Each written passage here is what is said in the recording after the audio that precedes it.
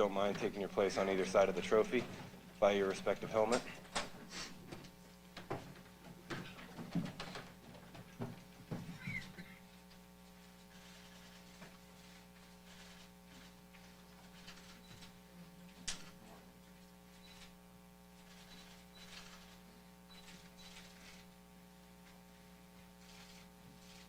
All right. Thank you, gentlemen. We will start with an opening statement from each coach, beginning with Coach Ferentz, and then we'll open it up for questions. First of all, just good morning to everybody. Appreciate everybody being here, and just want to start out by thanking everybody involved with the Citrus Bowl. It's been fantastic, starting with Steve Hogan, just done a great job, obviously, for many years with this. And our host at the hotel, we've had Chris, Pat, and Susan do a great job, too, making everybody feel really at home and just having a great experience. And we certainly feel like it's a privilege to be here. Our guys are excited to play in another game. I think everybody feels that way. And to earn a bowl bid like the Citrus Bowl, just really proud of that. And again, feel very, very fortunate to be here and to play an opponent like Kentucky, who's just a highly competitive team, very successful, and been successful for quite some time. That's a big, big challenge for us, certainly. So, we got here last Sunday. Guys have had a great week overall, I think. Certainly, Orlando lends itself to a lot of great activities, and the committee does a great job of making those available to our players. So I think they've done a really nice job of enjoying what Orlando has to offer, the Citrus Bowl offers, and then obviously trying to prepare and get ready for the football game as well. So, that's really been our goal coming to any bowl game, is enjoy the venue we're at, but also get ready to play a good game. And, anytime you're in a bowl game like this, you're going to play an outstanding team, and that's the case. Our captains this week, and our permanent captains, our team voted on this a couple weeks ago, are Tyler Linderbaum on offense. We've got Jack Campbell on defense, Jack Kerner, Matt Hankins, and then Caleb Shudak is our special teams captain. Matt Hankins, as everybody, at least in the Iowa meeting, knows, had surgery a couple weeks ago, so he's obviously done. Terry Roberts will not make the game. He's been, having a nagging injury here for, feels like about 4 months. It's been about 2, I think, but he's not going to be able to go, and Xavier Williams won't be able to go either. But otherwise, our entire team will be out there, and everybody's looking to, I think, ready to go about that. So. Just regarding Kentucky, again, we know we have our hands full. They're an outstanding football team. They've played well all season, got a lot of momentum coming into this game. And, you watch them, they're really impressive in every area. Offensively, defensively, special teams, very well coached. And they play hard, play tough, and, they play in a tremendous conference, obviously. So we know, we've got our hands full on that challenge.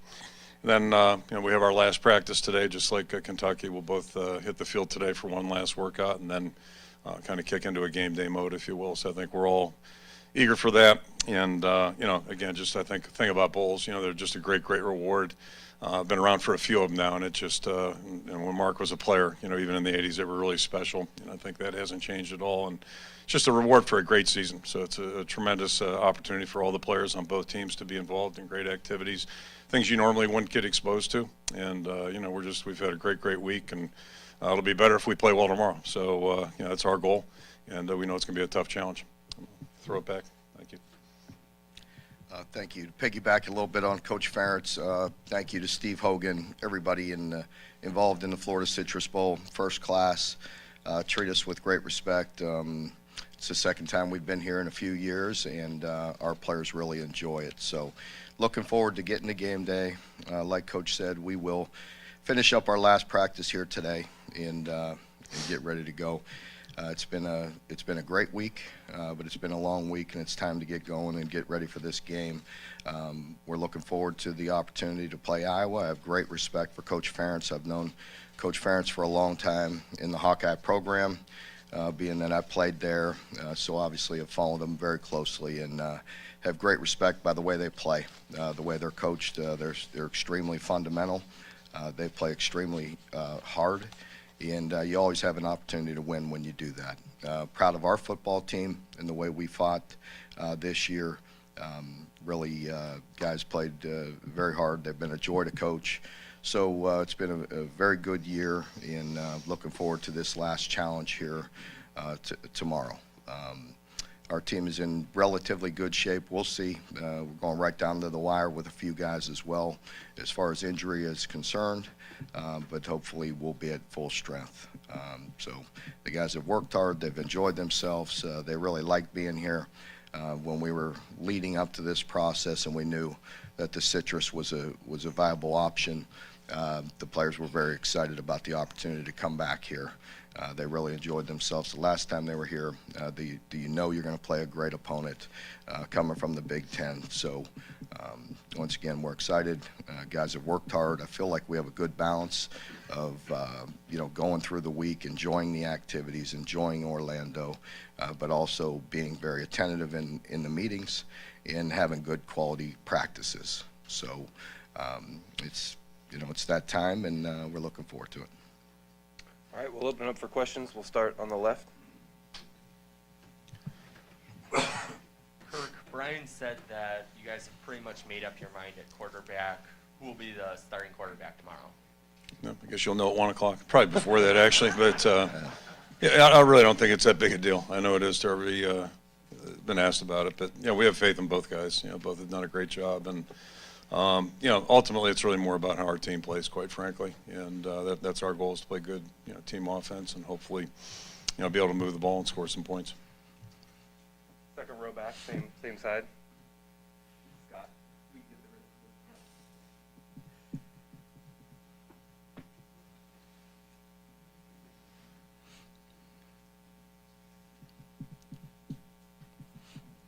Hi, Scott Doctorman from The Athletic. I was going to ask that question of you, Kirk, but I'm going to change to a second one. Without having Tyler Goodson, how do you plan to divide the carries, and what are kind of the advantages of the three backs who probably will see, whatever number you're going to plan to distribute? Sure. When Tyler made his decision, really wasn't counting on Ivory to be available. So, our plan was just to go with Gavin and LaShawn, and we got faith in both those guys. LaShawn really hasn't played much, but he's practiced really well. I think, as you know, he's kind of caught our attention last spring, really started to ascend. And then getting Ivory back is just a bonus for us. And, happy to say he's had 2 good weeks of practice right now. So he looks like he's in shape and looks like he's going to be fine. That'll help us on our special teams as well. So, the answer is we'll probably play all 3 of them, rotate them in there. And, there'll be certain situations we may favor one over the other. But, I feel good about the group as a whole. Stay up front, far left. Coach Ferentz, kind of building on that, in this room, say about 5 years ago, we were having a conversation leading into the Citrus Bowl about Leonard Fournette missing games and stepping away, and everybody clutching their pearls about that, so to speak. Now it's become more commonplace.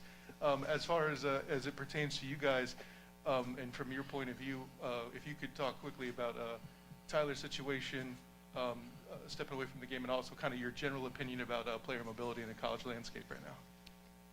Yeah, it's interesting. As you asked that question, I flash back, and I don't like to share private conversations a lot, but I got a text from Bob Stoops, who, came out of retirement. And he texted me after about 3 weeks on the job and just said, I don't know how you guys do it anymore. And that's after a 5-year. So it kind of times up with what you're pointing out. And that kind of struck me because, I know things are changing, but I didn't realize it was that dramatic in 5 years' time. But really, it's just part of the landscape that we're living in right now. I think we're seeing a lot of things none of us would have thought maybe were going to happen or could happen 5 years ago are happening now. And, it's just the world we live in. The whole world's changing. Certainly how it affects college football players change. And first of all, I respect Tyler's decision. I respect Tyler a great deal. And I kind of look at it a lot. To me, it's like anybody, your job is to do your job and do it as well as you can day in and day out. And if you do that, when you walk away, you should be, feel good about things. And Tyler's certainly done that. And I appreciate the fact that he was prompt with his decision, allowed us to prepare knowing that we wouldn't have him. And a lot of appreciation for that. I've heard of cases that weren't like that, and that would be a little different situation to deal with. But again, it's just a sign of the times. We're dealing with a lot of things we, maybe didn't deal with 4 or 5 years ago, and you just kind of roll with the flow. Yep. Thank you. On the 4th row and back on the aisle. Mark, could you just kind of update the situation with Josh Paschal? Do you think he'll be able to play in this one tomorrow? Yeah, I'm glad you Kentucky media woke up. I was enjoying my coffee, actually.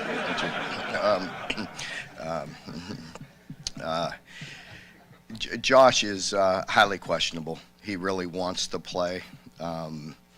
but you know, I don't feel like I can play him with a clear conscience. He's given us everything, just like Coach said. You know, you talk about these guys laying it on the line for you every day for years. And Josh, you folks that cover Kentucky, you've heard me talk about it many times, but Josh is a guy that just absolutely empties his tank each and every practice, each and every game.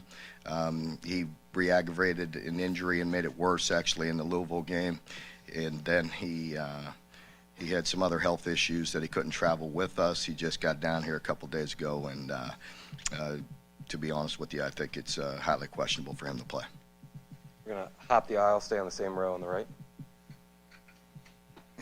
Both of you guys, Coach Stoops, any favorite memory of Hayden Fry? And then Kirk, Yeah. Kirk, any favorite memory of Mark?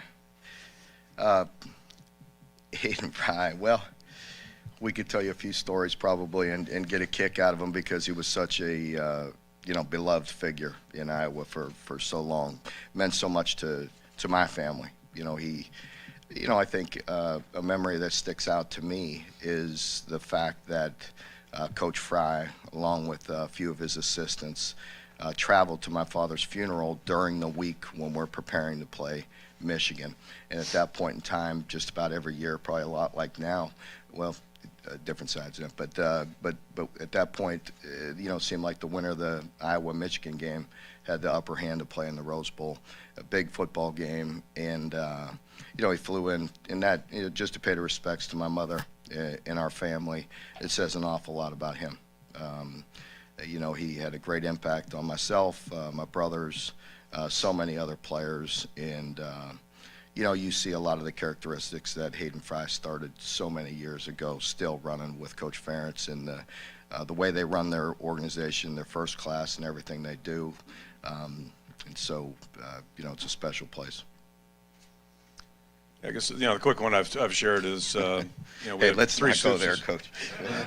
Three Stoopses play for us, and so Mark was the last one in line, and when he was sitting in Bill Brazier's office, Bill was Hayden's longtime coordinator, defensive coordinator, outstanding coach, outstanding man, and later in the meeting that day, he says, you know, I had to keep telling myself that's a Stoops. I couldn't believe, you know, we're recruiting this guy. Mark looked like he was 14 when he was coming out of high school, so. I wish I did now.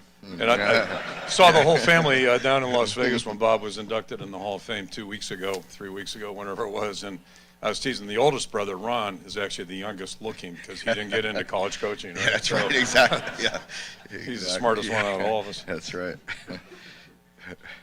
We'll stay on the right and go up to the front row. This one's for Coach Ferentz. I know you probably don't pay much attention to this, but the Big Ten is 5-0 this bowl season. Do you think that's an accurate reflection on the overall strength from the conference? Yeah, I mean, honest answer is the only game I'm worried about is ours, quite frankly. Not to be self-centered, but that's really, you know, my responsibility and our responsibility. But, you know, we play in a great conference, and we knew that, especially knew it this year. You know, week in and week out, there were no easy games. And I think that's probably one thing I've noticed coming back, you know, after a 9-year layoff from the Big Ten, just the competitiveness week in and week out. We've expanded. It's a tough conference, but, you know, you look around college football, there are a lot of conferences. These guys play in a really tough conference also, and it's, I think that's one of the attractions of college football. You know, there aren't not many layups out there, that's for sure, at least uncontested ones. Back over on the left, second row.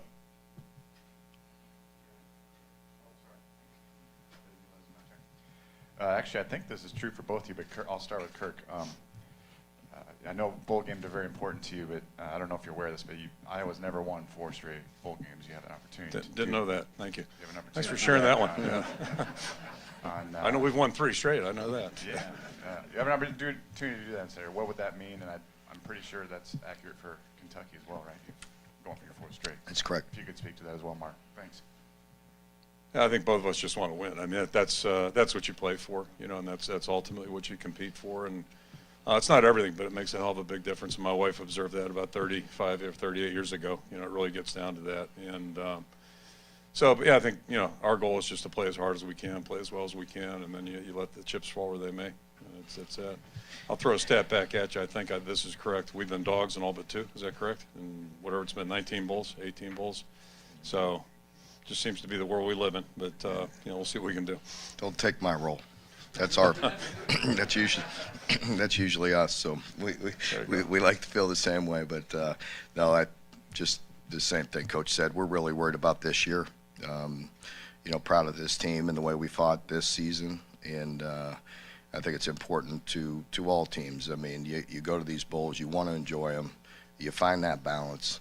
But ultimately, as I tell our players, the greatest memory they'll have is post game if you win. Collecting that trophy is important.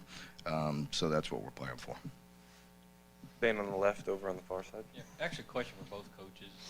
Both programs have outstanding offensive lines, kind of mainstay of the programs.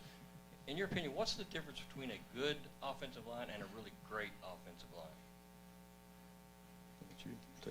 You're the expert on O-line play, but I will say for us, I've always felt that way, really going back to my college days. One thing about the offensive line is they kind of set the tone for your team.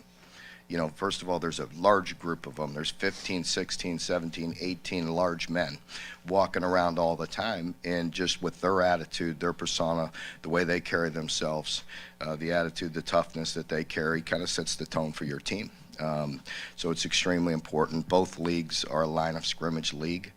You need to be good on both sides of the line of scrimmage, and it kind of starts there. So we've been fortunate, and I can remember Coach all the way back to him being a position coach the time I was there, and he kind of set the tone at the University of Iowa a long, long time ago. I will not date him on that, but it was a long time ago, and he did a great job with offensive line play, and we're proud to carry that tradition at Kentucky. We always want to be better, but you got to be big, you got to be physical, and that's certainly Iowa, and that's certainly something at Kentucky we're trying to be. Yeah, I'd echo that. It gives you a chance to win, and that and playing good defense and good special teams give you a chance to win any game and complement Kentucky's line. And there is a difference right now. We're not as veteran as we'd like to be. We have as good a center as there's in the country, although they've got an outstanding center as well. And then we were a little bit, we had a tough year outside of that, just in terms of we had a couple of guys, veteran players that were injured. So we played a lot of young guys this year, but we're 13 games into it now. We should be better. We should be more developed than we were back in September, and I think I've seen progress each and every day of practice with our group, and hopefully that will show tomorrow. It's going to need to if we're going to have a chance in this game.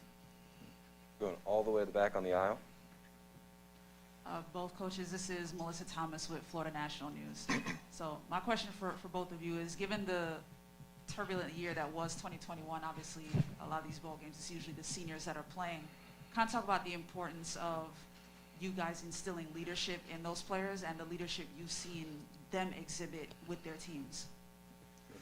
Yeah, thanks, Coach. It's extremely important. Leadership, neither team would be here without the leadership provided by our seniors in what goes on in our program. And I think that is going to carry through tomorrow. Again, finding that balance of coming here, enjoying yourself, but when you step on the practice field, when you step into meetings, being locked in to win the football game, I think it's extremely important. Once again, to the folks here, they put on a first-class bowl game. They expect a good game, and we certainly feel that obligation and look forward to the challenge. I think leadership, if you're going to have a good football team and nobody makes it to this bowl game without having a good team, this is such a prestigious bowl, you have to have leadership, and the best leadership comes from within. We do so much as coaches, set the tone, all that type of thing, that, when the players are the ones that, they play the game and they dictate the tempo of things in our building, on the field, but most importantly away from the building. And we've got a fairly young team. It really jumped out at me last spring, especially you look at the pandemic. We had 70 guys that had never been through a spring practice that were out there on the field, 70 out of 100. But our leaders, our upperclassmen, have been really good, and that's given us a chance to have a successful year. And I think in football especially, football is so unique as a sport. It's one guy's not going to lead you to a championship. It's impossible in any level, pro, college, high school, whereas in other sports you can see that happen. And, we only get, 12, 13, 14 opportunities a year. We don't play 20 games or 30 games, 40 games. So it's more about the preparation It's more about the day-to-day, and I think that's, where the concept of teamwork and leadership, chemistry amongst each other, that's what determines the success of a team. And like I said, neither team would be here right now if they didn't have those characteristics, ingrained in the program. So, it's a real compliment to the players involved on both sides. Going back over to the left. Coach Ferentz, how do you talk to your team about getting the bad taste out of their mouth from the Big Ten championship and focusing on all the great things you did this year? That was our single message, and I repeated the same message twice, 2 separate meetings. Immediately following, our guys took a little break. We played on a Saturday. We met, I think, Tuesday morning, then circled back that weekend. And, first thing, it's like anything. It's like in season as well. You put it behind you. You learn from it. Anything you do, you learn from it. You examine it, learn from it, move on. And our focus has been, hey, we've had a great year. We've won 10 games. I think it's the 10th time in Iowa football history. Team's won 10 games and got an opportunity to win 11. So let's focus on that. We have a good team. We have great guys. Let's move forward. Put it behind us. And it's kind of like a corner that gets beat or an offensive tackle when everybody knows, who was that guy that got beat for the sack or the touchdown. You got to keep playing. So that's what we're going to do. And our focus is straight ahead. Outlook is always forward, Dave. Dwight Eisenhower, right? That's where it is. We're going over onto the right, second row. This is for both of you, if you would. Having both won 3 straight bowls, what's the difference in the months that follow in a program after you've won one as opposed to not winning or not even playing in one? Yeah, I'll say the next 3 days are pretty damn good. Because you don't have to work, all right? You're done. And, you can actually finally, for one time in the season, really enjoy things. And, because what we do, we're always kind of, like as pertains to the last question, we're looking forward. What's the next challenge? What's the next thing to get ready, et cetera.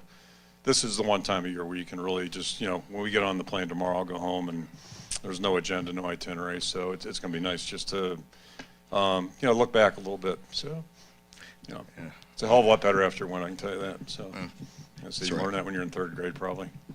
So normally we have the 24-hour rule, right? Really about 12. By the time we get home, we got to bury that game and get ready to go to work the next Sunday. So just like Coach said, maybe we can enjoy this one for 2 or 3 days. But I think that's the same thing, just momentum, maybe helping you a little bit, enjoying a little bit of time as we try to decompress and rest up a little bit and give your staff a little bit of time and your team a little bit of time, give you a little momentum heading into the winter and into the spring. But other than that, it's just like any other game. The highs are high and the lows are low. So always trying to end on a high note. Going to the back again on the aisle. For both coaches, but getting off to a good start tomorrow and kind of putting the pressure on the opposition, what would that mean for your ball club, Coach Stoops? I think it's important, but I think with both teams, that you wouldn't be here if you didn't have the resiliency to continue to fight and to finish. It's about finishing the game, and starting is important, but finishing it is probably more important. Echo the same thing. It'd be great to get off to a good start, but chances are it's going to be a 60-minute game. That'd be my guess. Yeah. We don't play many that aren't that way. If we have a lead. Ditto.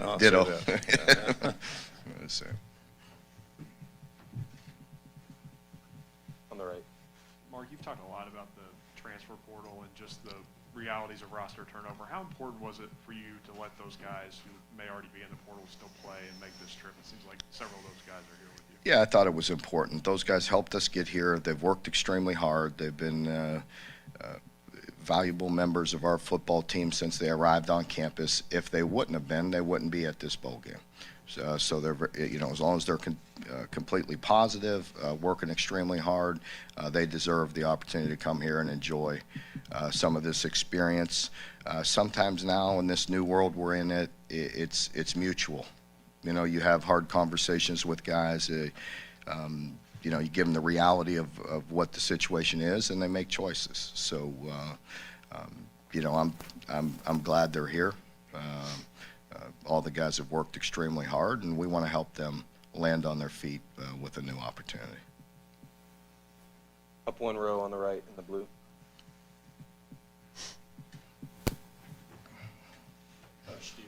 often talk about these moments where it's more than a game, and I think we got that earlier this month with Iowa, donating to the tornado relief funds.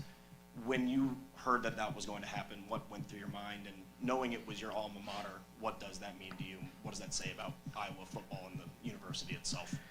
Well, first of all, it really didn't surprise me. Really to take time during that moment said a lot about Coach Ferentz, his wife Mary, the entire program, the entire state. Certainly with Coach and I, when that tornado hit, we were probably at the peak of being busy. The season is difficult, but the way this calendar falls right now, we're extremely busy during that time of year. And that tornado was so close to myself, and you have a tendency to get so wrapped up in what you're doing that you need to step out of that box and take a look at what's going on. And that was certainly for myself, and it was so close to me. But to have Coach reach out and do that, and people throughout the state, just says a lot about Iowa. It says a lot about Coach. It says a lot about Iowa football. It says a lot about the state, and it was greatly appreciated. Up one row on the right. Hi, Coach Ferentz, Andy Sabo, Big Ten Network. I know you haven't faced Kentucky, but you have seen guys like Will and Wandell in a Big Ten capacity. So can you kind of speak to? Thanks for reminding me. Yeah, can you speak to? They've gotten better too, by the way. Yeah. So what kind of advantages are there to having faced them? I don't know if it's an advantage. We just, we know they're good players, and I'm serious. I think they're playing at a really high level right now. They played well at their previous schools, but they're playing at a really high level. So it's, there are a lot of challenges for us tomorrow, but those are two of the guys that come to mind. Throwing the running backs, throwing the offensive line. I mean, go right down the list. They've got a lot of really good players, but how they're utilizing their talents and abilities, it's very, very impressive, and they're very explosive. Yep. We're going back to the left to Scott.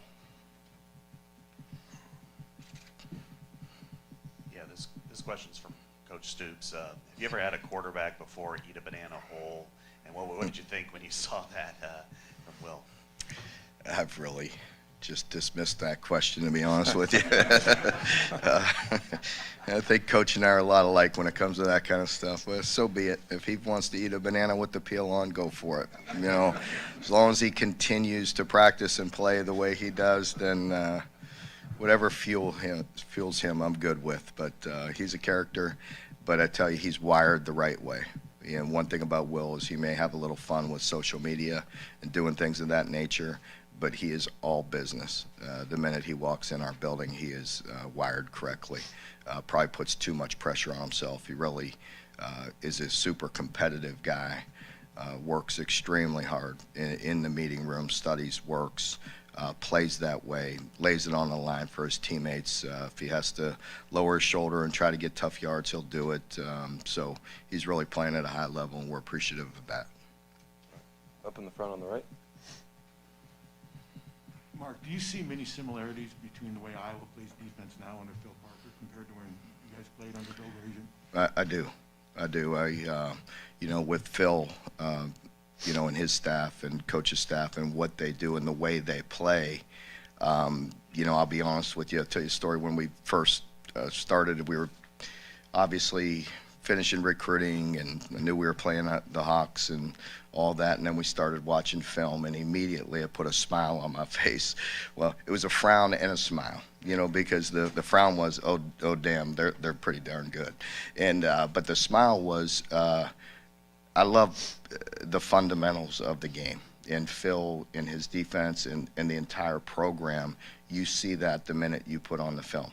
So for me to go back and haven't competed against the Hawks in a long time, but seeing the black and gold and seeing the way they play fundamentally, just you have an appreciation as a coach. The greatest compliment you could give any coach is to put on that screen and you see the way they play. And they play extremely hard, and they play extremely fundamental, and their scheme is fantastic. So you put all that together, it's a pretty darn good product. Going back over to the left. Kirk, you touched on it a little bit, but could you describe him as a player? Not very good. I wasn't there for his whole career, but Yeah. no, he was an excellent football player. And I'll go back to Bob. Bob was the first Stoops I was introduced to, and Mark just mentioned Phil Parker. I always looked across the field at Phil Parker at Michigan State and thought he could be a Stoops. So my point is, like, all four, the guys I know, the three Stoopses, Mark included, and Phil, were smart, tough players. You know, they maybe weren't as gifted as some other guys. They didn't go on and have NFL careers, but they played the game the way it's supposed to be played. They really knew what they were doing, and they're physically and mentally tough. And Mark was the same way. Just had a great career, great leader, just an outstanding individual.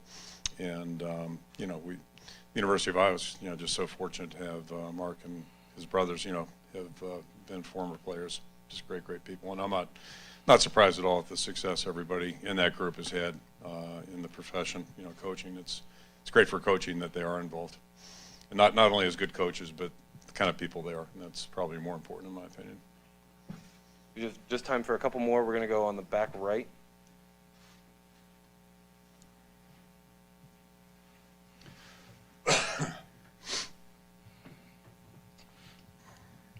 Mark, I think this is your 6th straight bowl game at Kentucky. And by the way, I'm Dick Averill of the UK Radio Network. It seems like in bowl season, every once in a while, a team shows up kind of flat, and the game is reflected that way. I'm not going to ask you to comment on anybody else's team, but it seems like win or lose, your teams have always played hard and played about as well as they can. Why do you think that is? I think you say that about both teams. Because of the pride in the leadership in the organization, I think that's a big piece of it. Just like Coach mentioned earlier, really the same at Kentucky. You want to be player-led. It starts with them. It's the way they come prepared, you know, what their mindset is, you know, and we work on that from day one, you know, in the summer all the way through. And you know, I think there is a fine balance in bowl games. You want them to enjoy it, but again, there has to be a discipline, and you have to be serious when you get into the meeting room and on the practice field. And our players have responded. Hopefully, we'll do that again. All right, last question will be on the left, third row. Hey, for both of you, what is the trait about the other or about the other's teams that you maybe envy or wish you could replicate? For me, it's as I mentioned earlier, it's the respect I have for the way Iowa plays. I want opposing coaches to put on the film and feel the same way about our team. And that's a team that is fundamentally sound, that plays the game with great technique. There's a lot of cute stuff you can do, but it's about being physical and being fundamental and playing extremely hard. And yes, we have to put them in a position strategically to be successful. But the game of football is not going to change. It's about blocking. It's about being physical. It's about getting off blocks and containing the football and playing with leverage and all the basics. And that's what you see when you see Iowa, and hopefully that's what you see when you put on the film on Sunday after we play this game. Yeah, I'd echo the same things, and I think a couple thoughts. I mean, I think it's almost like looking in the mirror. We don't run the same exact schemes, but I think there are a lot of similar traits in the programs, and you know, the guys compete. They play hard, compete, and they make you earn things. They make the opponent earn what they get. And that's I think a goal any coach has anytime you play. And I'd also echo, you know, you don't get to a game like this by luck, you know, or by chance. It just doesn't work that way. It's a season long of you know, hard work and guys doing things well. And the other thing I think, you know, maybe mirrors is just the success long term of the programs. And I'm not an expert on college football. You know, kind of pay attention to some stuff, but I don't know how many coaches have been in one program for 9 years. It's probably a small number. You know, it probably is a small number. And I'm not an expert on Kentucky football history, but I'd you know, bank this has been a pretty good run. And I don't think that happens by accident. And I think both of us would agree a lot of that goes back to our roots, you know, in the 80s, you know, at Iowa. It just gave us a good foundation to build off of, and at least have a clue, you know, what it takes to be successful on a continual basis. Gentlemen, thank you for your time. Good luck tomorrow. Thank you. Thank you.